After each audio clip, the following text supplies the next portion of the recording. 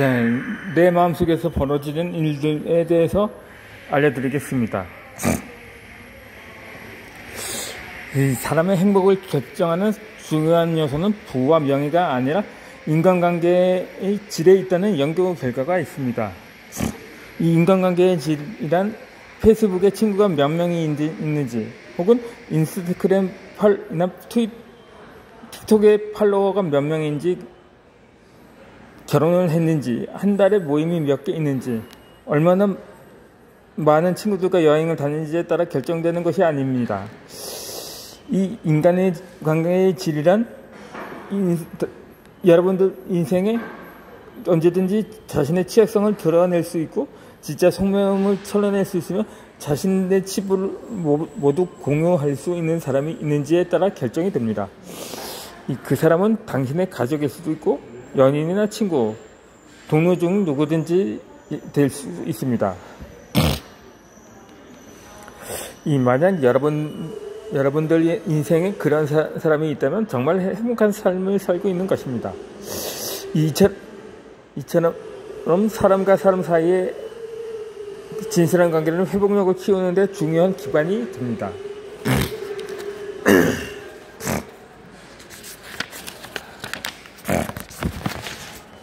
이 관계지수란 사람과 사람 사이의 연결 능력이기도 합니다. 최근 감정을 제대로 인식하고 처리할 줄 아는 감성지수가 중요한 덕목으로 떠오르고 있습니다. 그리고 또 하나 인생에서 절대 빼놓을 수 없는 중요한 지표가 있는데 그것이 바로 관계지수입니다. 이 관계지수란 사람과 사람 사이의 연결 능력을 의미합니다. 인생에서 인간관계가 이렇게 중요한데 안타깝게도 가정에서든지 학교에서든 다른 사람들과 어떻게 관계를 맺어야 하는지 제대로 가르쳐주는 사람은 없었습니다. 학교에서도 인간관계에 관한 수업은 찾아보기 힘듭니다. 그래서 부모 혹은 주 양육자의 인간관계를 모방하는 수밖에 없는데 부모의 인간관계 역시 각각 그들이 자라온 환경에서 배운 것일 가능성이 매우 높습니다. 게다가 우리는 개인주의를 강조하는 사회에서 살고 있습니다. 이런 사회에서는 무슨 일이든지 자신의 힘으로 해내야 하고 다른 사람들에게 취약하면 드러내 보이거나 의존하는 것은 바람직하지 않다고 가르칩니다.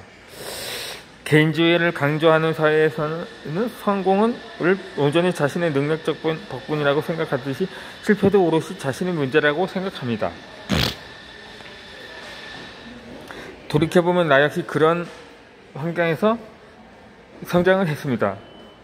이 다른 사람에게는 나의 취약한 면을 쉽게 드러내지 못하고 무슨 일이든지 스스로 해결해야 한다고 배웠습니다. 감정을 어떻게 표현해야 하는지도 배우지 못했기 때문에 늘 마음속에만 담아두었습니다. 그러다가 심리상담을 공부하기 시작하면서 나 자신을 제대로 살펴보게 되었고 지금 내 모습이 어떻게 만들어졌는지 이해할 수 있게 되었습니다. 저는 우리 부모님들이 배운 최선의 방식으로 나를 기르셨다는 것을 누구보다 잘 이해합니다. 내 안에는 단지 나의 모습만 있는 것이 아닙니다. 그 안에는 세대를 거듭하며 전수되어 온 신념이나 상처, 실패들에 대해 대처하는 방식이나 감정을 처리하는 방식, 인간관계의 기술 등은 많은 것들이 웅집되어 있습니다. 이러한 사실을 자각하고 배우지 않으면 이 모든 것은 다음 세대에 고스란히 전달됩니다. 저는 취약한 면을 남들에게 감히 드러낼 생각을 하지 않았기 때문에 어떻게 하면 진실한 관계를 맺을 수 있는지 잘 몰랐습니다. 그러나 인간은 집단생활을 하는 동물이므로 나를 봐주고 내 얘기를 들어줄 누군가가 필요합니다. 사람과 사람 사이의 진실한 관계는 실패와 좌절과 같은 역경에 닥쳤을 때 다시 일어날 수 있는 힘이 됩니다. 어떻게 하면 진실한 관계를 맺을 수 있는지는 잘 몰라도 걱정할 필요는 없습니다. 지금부터 함께 인간관계에 대해 알아보는 관계.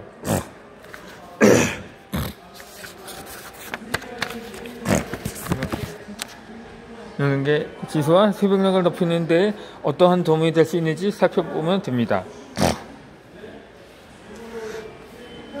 우선적으로 관계 안에 머무는 것입니다. 관계 안에서 여러분들은 어떤 모습인가요? 여기에서 말하는 관계란 부모와 자식 관계, 친밀한 연인 관계나 친구 관계, 직장 동료와의 관계 등 다양한 관계를 포함합니다.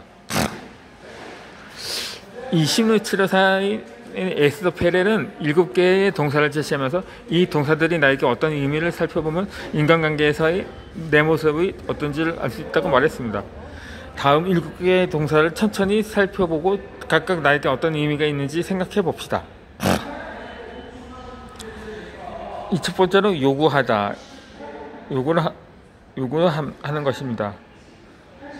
두 번째로 가져가는 것입니다. 세 번째로 주는 것입니다. 네 번째로 받는 것입니다. 다섯 번째로는 나누는 것입니다. 여덟 번째는 거절하는 것입니다. 마지막으로는 놀거나 혹은 상상하는 것입니다.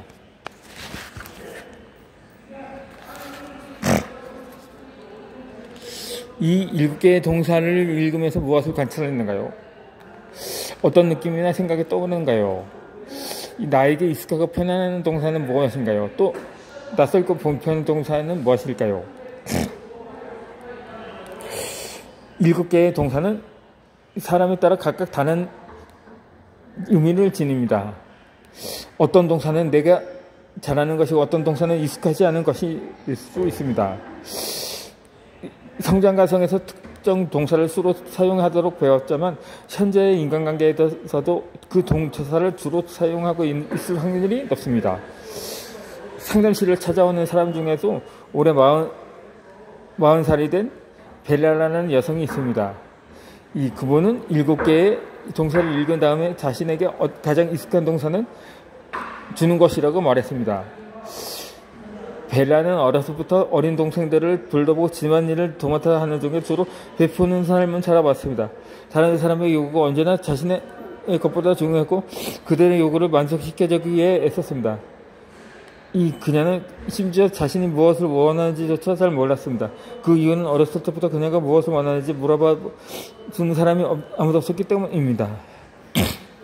이 벨라에게 요구를 하는 것이나 가져가는 것이나 받거나 거절을 하는 것이 굉장히 어려운 동사입니다. 마찬가지로 어렸을 때 이러한 동사를 사용해 볼 기회가 거의 없었기 때문입니다. 그는 다른 사람들에게 요구하는 것을 힘들어했고 무언가를 요구한다는 것은 다른 사람을 기척게 하고 부담을 주는 일이라고 생각했습니다.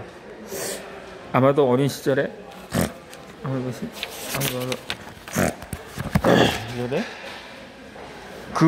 그녀에게 요구는 위험한 일을 초래하는 행동이었을 것입니다.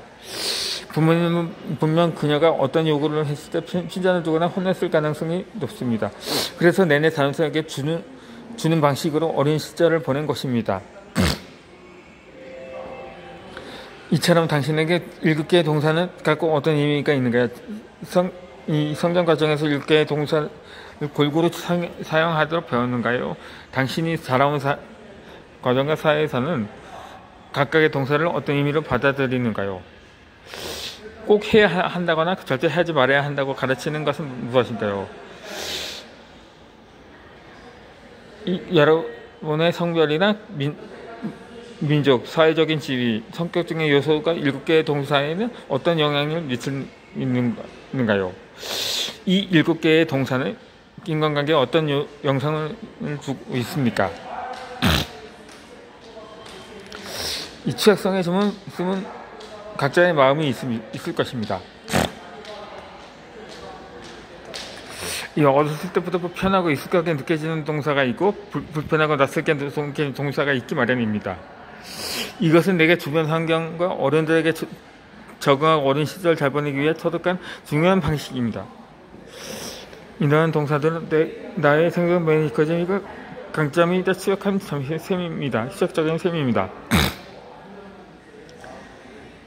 벨라의 어린 시절은 생존 메커니즘은 주는 것이었는데 그 속에는 사실 그녀의 취약한 면이 숨어 있었죠. 있었습니다. 이 자신은 중요한 존재가 아니고 자신에게 진심으로 관심을 가져다는 사람이 아무도 없다는 생각이 마음 한구석에 자리 잡았던 것입니다. 그러면서 자신이 뭔가를 주고 베풀 때 비로소 사람들이 자신을 좋아해주고 가까이 다가온다는 사실을 깨닫게 되었던 것입니다. 이처럼 준다는 동사 안에는 관심 받고 싶고 버린 값을 받아 두려워하는 어린 벨라의 마음이 숨어 있었던 것입니다.